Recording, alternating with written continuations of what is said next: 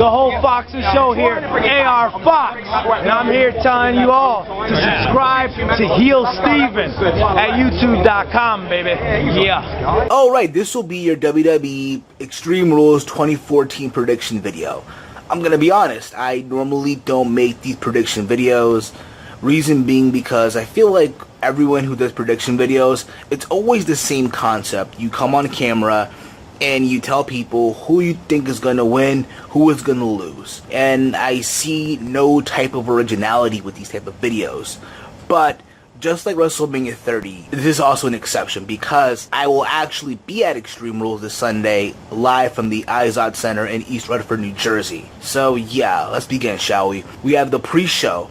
It's El Torito versus Hornswoggle in a WLC match. In a nutshell, this is a miniature TLC match. I am expecting run-ins from Los Matadores and 3MB. And it's funny how WWE is making this like the greatest rivalry of all time, especially JBL in commentary. Compare this to Ali Frazier and all that fun stuff. But I'm sensing El Torito actually getting the win here, based off the fact that the last time these two actually wrestled, Hornswoggle got the win. And then we have Alexander Rusev versus R-Truth and Xavier Woods. Last night on Raw, alright, we saw this whole thing where R-Truth and Xavier Woods the upper hand on Alexander Rusev. And it reminded me a lot of Brock Lesnar back in 2002 when he debuted in his first pay-per-view match. He went up against the Hardy Boys. Was it only Jeff Hardy, but one of the two? And on the go-home show of the Raw from 2002 before Backlash, the Hardy Boys got the upper hand on Brock Lesnar. And we saw on Monday, you know, R-Truth and Xavier Woods got the upper hand on Alexander Rusev. So it kind of reminds you of that.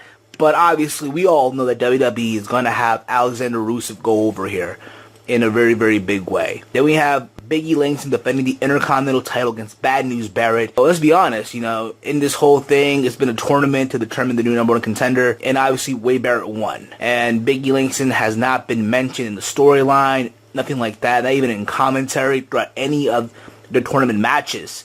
So one would assume that, you know what, Wade Barrett will actually go over and become the new Intercontinental Champion. To be honest, I don't think it would make sense to have Big E retain based off the fact that he was not even a part of the tournament as in commentary or nothing like that. We only saw him like a couple seconds backstage watching on monitors, but still, I would want to see Wade Barrett win because I feel like a lot of people will go crazy, especially at the Izod Center, by having Wade Barrett become the new Intercontinental Champion, even though, yeah, he'll be a 4-time IC champion. Then we have the triple threat match, Jack Swagger versus Cesaro versus Rob Van Dam. We know that Zeb Coulter and Paul Heyman will be at ringside. I sense this being a very good match where I do see Cesaro finally going over. We see a giant swing, maybe on Zeb Coulter finally, who knows. And then we have Paige defending her Divas title against Tamina Snuka. You know, Paige has been wrestling, you know, divas on the current roster who she beat at NXT, but they're making it seem now like, you know, she never faced them before. And let's be honest, they're not really, you know, up to par, but I do feel against Tamina Snuka now, she's gonna get big competition in this match. And it's funny how WWE is saying, oh, this is the first time they've actually wrestled, but we know that in NXT they've actually went off in a match before. So again, I'm sensing Paige retaining, but I see this being a very good match because it's Tamina Snuka. Then you have Bray Wyatt versus John Cena in the cage match, the rematch from WrestleMania 30.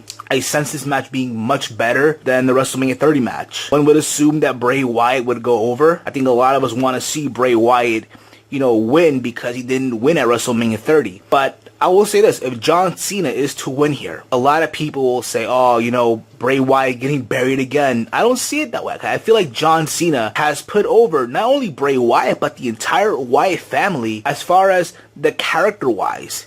He's really put over the characters very, very well.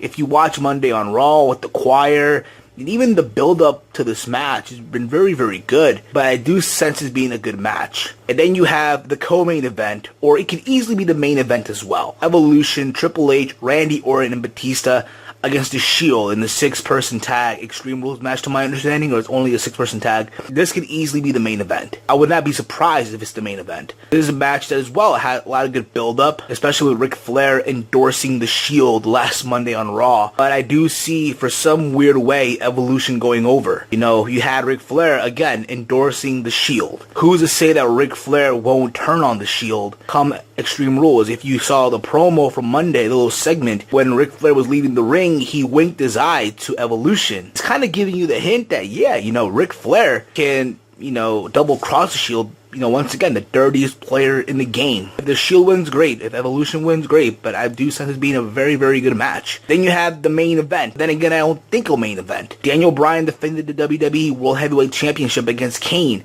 Monster Kane. No longer this corporate stooge Kane. You know, an Extreme Rules match. Obviously, we all know that Daniel Bryan is going to find a way to overcome the odds again with the neck problem that he had, you know, a couple weeks ago after being tombstoned by Kane multiple times. But I sense this being a grueling match where Kane is gonna like overpower Daniel Bryan, hit him with multiple weapons, use huge offensive moves on Daniel Bryan, and eventually Daniel Bryan will make a comeback and overcome the obstacle, retain this title, and come out victorious, and have everyone at the Izod Center chanting yes. So there you go. But to be honest, I don't see this match main eventing. I sense, you know, the Shield versus Evolution being the main event. Between one of those two matches. My thoughts, my prediction video. Hope you all enjoyed it. Let me know your thoughts down below in the comments section of this video.